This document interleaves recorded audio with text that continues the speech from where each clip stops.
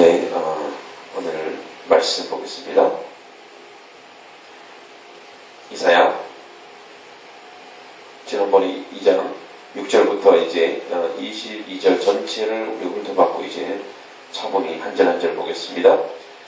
2장 6절입니다. 2장 6절 오늘 보겠습니다.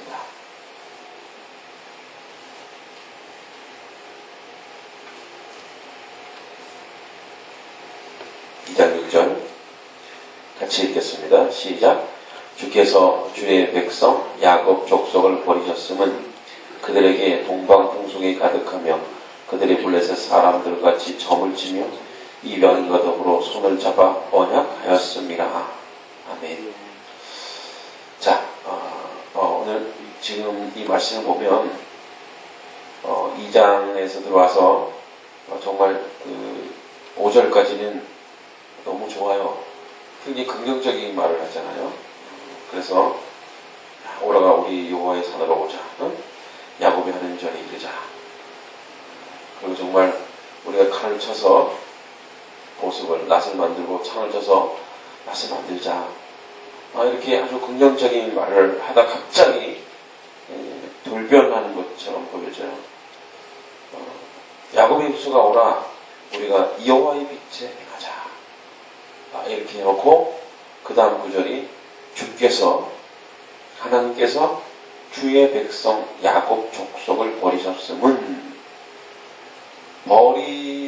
버리시겠다는 게 아니라 버리셨음은, 이렇게 내가 너희들 버린 이유가 있다 이렇게 얘기하는 거예요. 사실 진짜 버리셨으면 이런 말도 안 하죠. 아직 안 버렸기 때문에 그렇습니다. 그렇죠? 진짜 버렸으면 이방인처럼 말을 왜 꺼내겠어요? 사랑하니까 그 사랑에 대해서 아주 극적으로 표현하는 말이죠. 근데 이유가 있더라고요. 이 이유를 밝히시는 건 뭐냐면, 제발 이렇게 하지 말아라. 이렇게 하면 내가 너희와 함께 연합할 수 없다는 거예요. 여러분, 하나님이 속성상, 하나님 속성상 하나님은 죄와 죄악과 함께 하시는 분이 아니기 때문에 우리가 죄 속에 가고 죄 중에 있다면 하나님이 우리에게 오고 싶어도 오지 못하는. 그래서 자, 그 세 가지를 얘기합니다. 자, 근데 이제 여기서 엄밀히 따지는 건 지금 주님께서 선택한 하나님의 백성이죠. 하나님의 백성. 이 하나님의 백성인데 거기 버리셨으면 이 나타시타인데 이거예요. 뭐냐면 팽개치는 거, 팽개치는 거. 완전히 확 팽개치는 거. 그러니까 내가 너희를 이렇게 팽개치고 싶다 이런 뜻이. 이렇게 팽개치고 싶은데 그 이유가 있는데 세 가지다.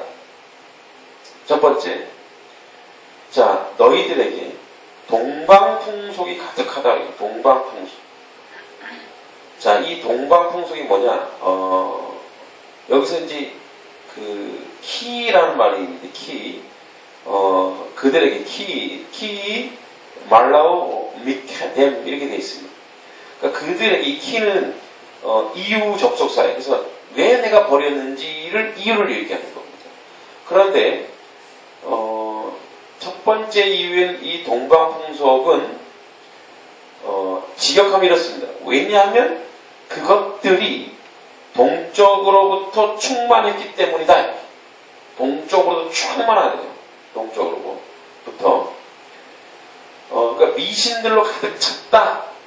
또는 진실로 그들은 동쪽으로부터 온 점쟁이들로 가득 찼다. 이렇게 얘기합니다. 이 동쪽은 어딜까? 보니까 남유다에서 동쪽. 그러니까 유다의 동쪽은 시리아와 메소포타미아. 이 나라들은요, 우상을 아주 열혈하게 숭배하는 나라예요. 그죠? 이스라엘 사람들이 가나안 땅에 처음 들어왔을 때 그 땅 원주민들에 의해서 만연해 있던 점술과 미신, 아주 저급한 풍속들을 염두에 두고 있는 말입니다. 자, 그러니까 너희는 동방풍속이 가득하다는 거예요. 그것은 이제 그들이 문화적으로 지금 종속되어 가고 있다는 거예요.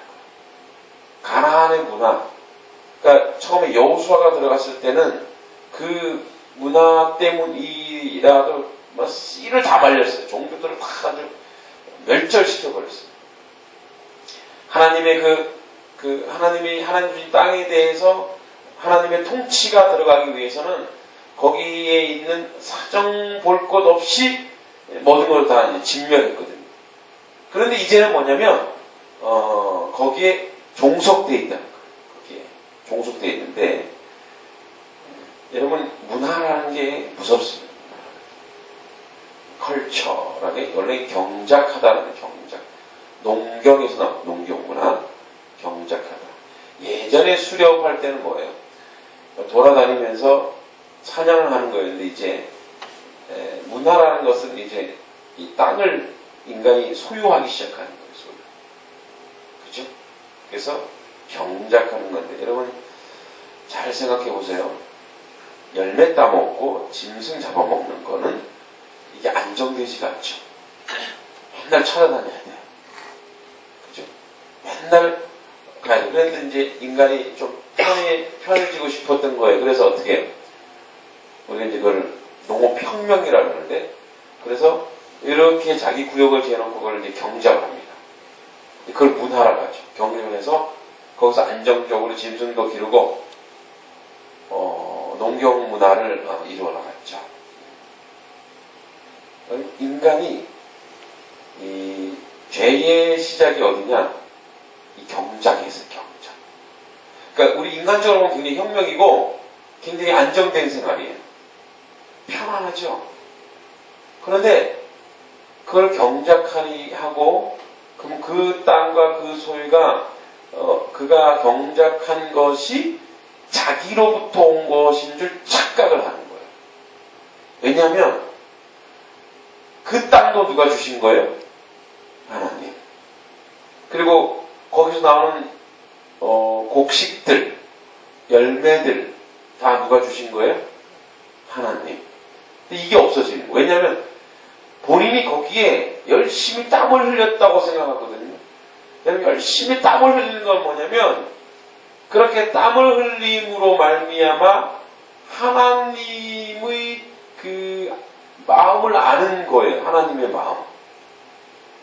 그 전에 죄가 들어오기 전에 우리의 죄성을 땀을 흘리면서 우리의 죄성을 깨달아야 되는데 너희가 종일토록 수고하여야 그 소사를 먹겠다. 이건 죄를 노동을 내가 내 안에 있는 죄성을 무너뜨리는 작업이 노동이거든요. 그런데 거꾸로 갔어요. 이 노동을 하면서 소출이 있으니까 그것이 내 거라고 착각하는 거예요. 우리도 그렇죠. 우리도 열심히 한 달 동안 수고하여서 벌어온 금액을 이 모든 것이 하나님이 나에게 육신을 주시지 아니하고 지혜를 주시지 않고 상황과 환경과 직장을 허락하지 않았다면 돌아올 수 없는 거예요. 또 그렇게 번다 할지라도 나에게 건강이 없다면 그것을 음식을 섭취하거나 먹을 수 있거나 이런 게 없어요. 그런데 우리는 내가 벌었다라고 착각한다.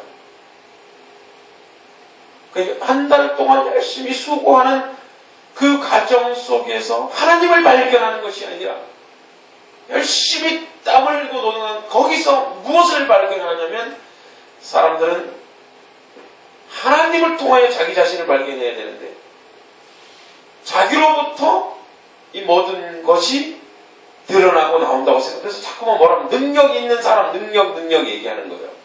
능력자. 이 세상에 능력자가 어디 있습니까? 하나님이 허락하지 아니하면 그 어떤 사람도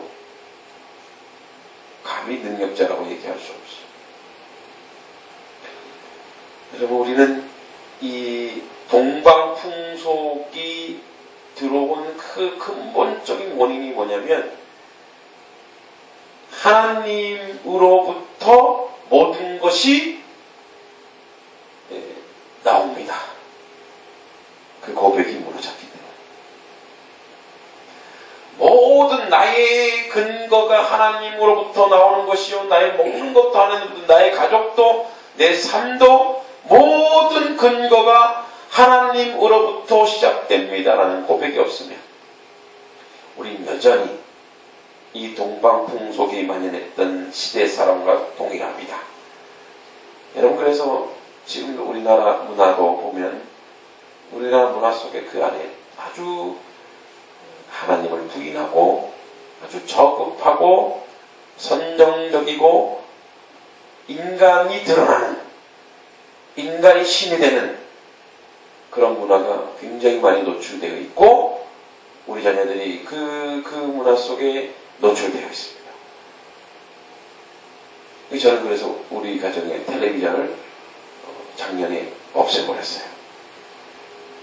인간이 얼마나 악하냐면 이 텔레비전을 없앴더니 인터넷으로 문화를 향유해요. 인터넷으로.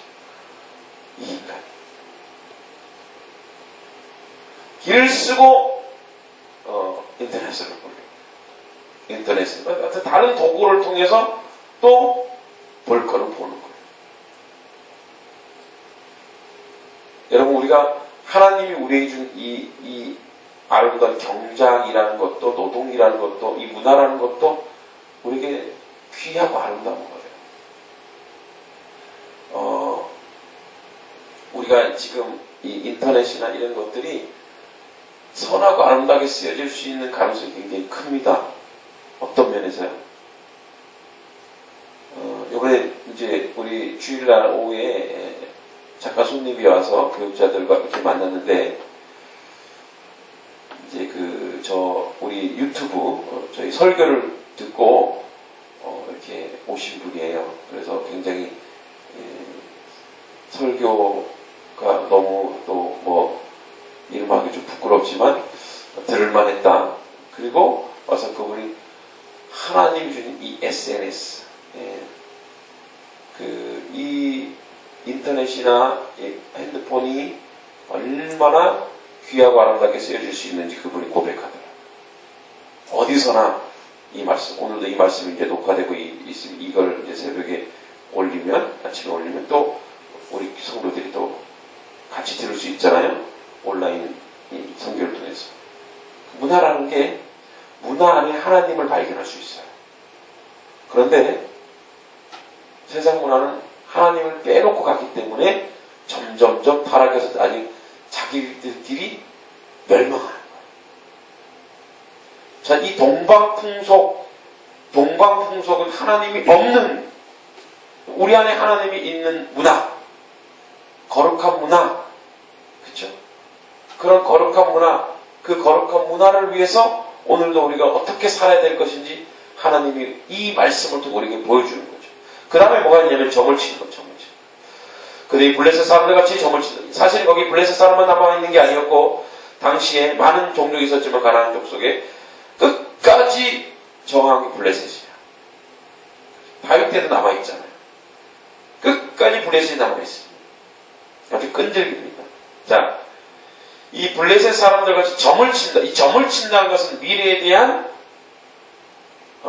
불안이죠. 그래 점을 칩니다. 여기의 죄성은 뭐냐? 하나님을 신뢰하지 않는다예요. 점을 친다는 것은 하나님을 신뢰하지 않기 때문에 점을 치는 거예요. 하나님 안에 있는 사람은 점 칠 이유가 없어요. 그러잖아요. 우스갯소리를 많이 하는데 집사님, 권사님들 점 치러 가신다고 그러더라고요. 한백교회는 아니죠. 예, 절대 아니죠. 그러면 제가 옷을 찢고 금식해야 됩니다. 김동기 목사. 소문에 딱 들리면 저는 옷을 찢으며 이 강례상에서 열흘간 금식해야 돼요. 죽도록 금식해야 돼요. 영적 예비가 잘못 가르쳤어요.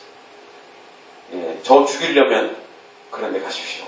절대 그럴 일은 없겠지만. 자, 이 점을 친다는 것은 여러분 점술가 또는 무당 점장이들이 다 하는 게 거짓말이죠. 거짓말이고 뻥이에요. 뻥. 그분들은 미래 절대 못 봅니다. 통계로 이렇게 어쩌다가 맞죠. 저도 그런 거 맞춰요. 제가 맞춰볼까요? 오말수 권사님 이따 점심 드시죠? 예언했어요. 점심 드시죠? 또 안 드실라 이랬다가. 이거 누구나 할 수 있는 거예요. 그렇죠? 10가지 막 얘기 그 중에 하나 딱 걸렸어. 그래고 야 용하다 이렇게 얘기해요. 이번에 대통령 후보 2번 나왔잖아요. 그래서 어떤 사람이 맞췄대. 예, 박근혜로. 아, 그건 나도 하지. 2분 중에 한 명, 유력한 얘기하면 되잖아요. 그 용하다 얘기예요. 그런데 사람들 거기 그래도 모여들어요. 꾸역꾸역 거기 모여들거든요. 자신의 미래에 대해 자신이고 또 하나 뭐냐면 하나님을 믿는 믿음이 없는 거예요. 하나님이 나를 지켜주신다는 믿음이 없고 그들에게 가장 궁극적인 불안함은 뭐냐? 점을 치는 사람 궁극 불안함은 구원이 없거든요.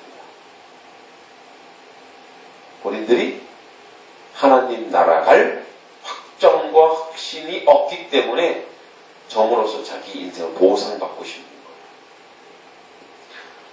자, 근데 이 주술행위 신명기 18장 14절에 보면요. 가증하다 그랬고 다 죽여버리라 그랬어요. 좀 심하지 않나요?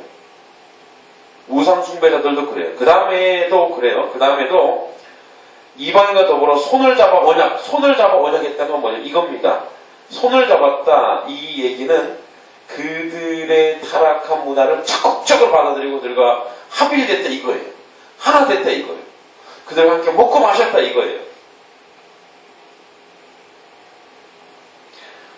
그러니까 자신들을 구별하지 않고 타락한 문화, 타락한 어떤 그런 우상 숭배자들을 향유했는데 여러분 이 지금 오늘 나오는 모든 것 동방의 문화, 점치는 문화, 이방 다 뭡니까? 다 우상 숭배와 연결되어 있어요. 왜 우상 숭배를 하나님이 왜 그토록 싫어하느냐?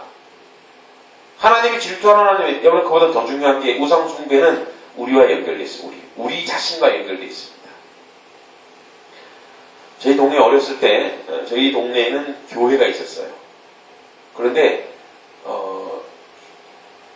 이 방송을 이제는 우리 시골 친구들도 듣더라고요. 아주 반가워했는데 충청부터 단양군 대강면 용본 1리라는 동네가 음지마을이었어요. 왜 음지마을이냐? 산이 주변에 많아서 해가 잘 안 들어요. 그 다음에 그 산 중턱에 있는 마을이 양지마을이었어요. 그런데 양지마을은 해가 항상 떠 있어요. 근데 음지마을이 훨씬 더 잘 살았어요. 읍내와 가까워서 그런지 모르지만 왜 그런지는 잘 모르겠지만 중요한 건 음지마을에는 교회가 들어섰고 양지마을에는 절이 있었다는 거예요. 뭐 그걸로 연결시키긴 좀 웃기지만 그런데 우리 동네에서도 절을 다니는 분이 있었어요. 절을 다니는데 새벽 3시 반에 떡시루에 떡을 해가지고요.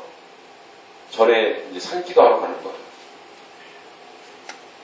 그리고 그 정해진 시간에 기도를 해야 되는 거예요. 그 시간에 넘으면 기도의 효력이 없어지는 거예요. 그리고 떡을 해가고 목욕 제기하고 뭐 가족들의 모든 속옷을 다 가지고 가서 불당 앞에 놓고 그 시간에 기도해야 된다. 제 친구가 제 친구가 한 살 많은 이제 후배인데 친구처럼 지금 그걸 너무 싫어했어요. 우리 교회 갔으면 좋겠다고. 왜요? 새벽에 절하러 가기 싫거든. 새벽 3시 반에 가는 거야. 피곤해서. 애가 피곤해서 하루 종일 졸아니까 꾸벅꾸벅 졸아요. 여러분 우상숭배자들은요. 그 보이지 않는 신에게 맞추려고 하다 보면 그 신이 힘이 없기 때문에 뭐 어떤 외부적인 조건과 형식을 막 달아요. 이래야 된다, 저래야 된다, 그죠? 그래서 점치는 사람들은 오늘 뭐 물수저 변자르고 만나면 안 됩니다. 오늘 동쪽으로 가면 안 됩니다. 오늘 서쪽으로 가면 안 됩니다. 이사 날짜도 받아야 됩니다. 우리의 몸, 우리가 자유하지 못해요. 하나님은 인격적인 하나님이고 합리적인 하나님이시기 때문에 언제든지 우리가 기도할 때 하나님은 들어주십니다. 할렐루야.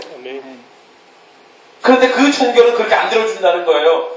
떡해갖고 와야지 들어줘야 되고. 저거 친구들 얘기해서 미안한데 고등학교 3학년 때 제 친구 짝이 해병대 가서 죽었어요. 물에 빠져서. 해병대에 물에 빠져주면 좀 웃긴데 심장마비로 했어요. 아주 친한 친구였는데 어머니가 또 이렇게 우상숭배자였어요. 구술한다는 거예요. 친구들이 같이 가재. 제가 그때 그래 무당 구타하는 데 가서 복음을 전해야 되겠다 싶어서 또 따라갔지요. 저는 무당 구타하는 게 한 3시간이면 될 줄 알았어요. 구슬 12시간 동안 구슬해요. 12시간. 그 스카이 콩콩 아시죠? 통통통 튀는 거 제자리에서. 그 스카이 콩콩 춤을 12시간 동안 추더라고. 와. 그러니까 날씬하시더라고요. 딸 무당까지 같이 오셔서 구슬 하시는데 제 친구가 이제 강화도 거기 있었는데 거기서 이제 뭐 그 영혼을 건진다고 닭 모가지를 딱 잘라가고 밥줄에 매갖고 뭐 이렇게 막 부르는데 그래서 막 이렇게 부치 같은 걸 부들부들 떨고 막 오더라고요. 그래서 나중에 제가 물어봤죠. 다 끝나고 할머니 정말 내 친구 영혼이 왔어요? 그랬더니 자기도 모르는데 근데 왜 이렇게 부들부들 떨었어요? 그러니까 뭔가 이렇게 자기한테 귀신이 씌인 거죠. 그러니까 자기도 머리가 막 저는 그 시간에 옆에 교회 성결거가 있길래 교회에서 기도했어요. 나는 이해가 안 가는 게 교회가 옆에 있는데 옆에 막 구슬 하는데도 교회가 가만히 있어. 이해가 안 가서 막 가서 기도했는데 나중에 그 무당님께서 저한테 오셨어요. 그 신들린 상황 속에서 친구들이 3명 왔다고 그 내 친구 영혼이 이제 친구들을 하고 얘기를 하고 싶대요. 엄마 아빠랑 얘기하고 친구들하고 얘기하고 싶대요. 그래서 친구들아 뭐 이러면서 우리 담배 한 대 피고 마지막을 뭐 이렇게 하자면 제가 담배 안 피는 거 걔도 알거든요. 그래서 제가 그랬죠. 너 담배 안 피는데? 그랬더니 예수 누가 뒤통수를 탁 때려요. 지금 죄를 지내는데 쫓치지 말라고. 아니 안 피는 걸 안 핀다 그러지. 근데 가짜거나 가짜 거짓말 치고 있네. 근데 그 무당 구타하는데 비용이 얼마 들었냐면 얼마 들을게요? 3천만 원. 하루에 3천만 원. 와, 엄청난 사업이다.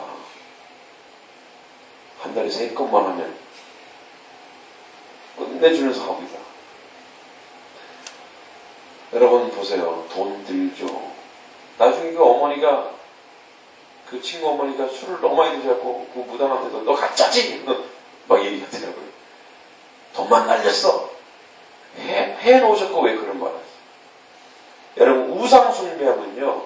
우상숭배의 그 가지고 있는 우상의 문화가 인간을 제압하기 위해서 별의별 모든 조건을 다 달아요. 돈 내놔라, 떡 내놔라, 이렇게 해라, 저렇게 해라. 그래서 우상숭배 첫 번째는 가지게 여기는 거 뭐냐면 우리 인생을 망쳐놔요. 우상숭배. 우리의 삶을 망쳐놔요. 거기에 빠지면. 여러분 서울대학교 나와서 똑똑한 아이들도 그런데 빠지면 그 영적인 부분에 거기 빠지면 끝납니다.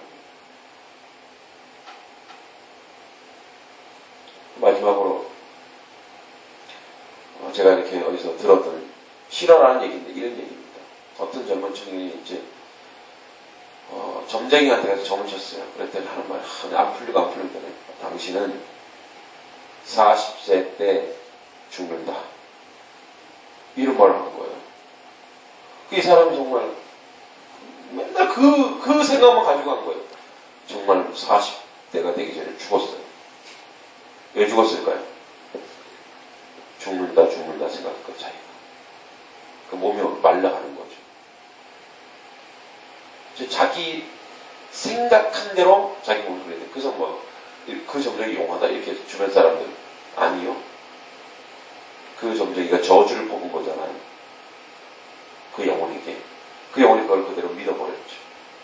그 믿음대로 된 거예요. 여러분 너희는 신명기에 말하죠. 여호수아가 얘기했습니다. 모세도 얘기했습니다. 하나님을 섬기냐 우상을 섬기냐 나와 내 집은 오직 여호와 하나님을 섬기겠다. 할렐루야. 이걸 선포하십시오. 우리 가운데 우상들이 없는 것 같지만 있습니다. 하나님 이외에 내가 즐거움과 기쁨을 가지는 것이 있다면 정하게 지십시오. 오늘 얘기합니다. 야곱의 족속을 내가 버리셨으면 그들이 동방풍소, 점치고 이방과 더불어 손을 잡았다. 여러분, 돈과 손잡지 마시고 명예와 손잡지 마시고 세상에 뭐라 세상 가는 그러더라 하는 말, 이런 말들 뭐 도무지 믿지 마십시오.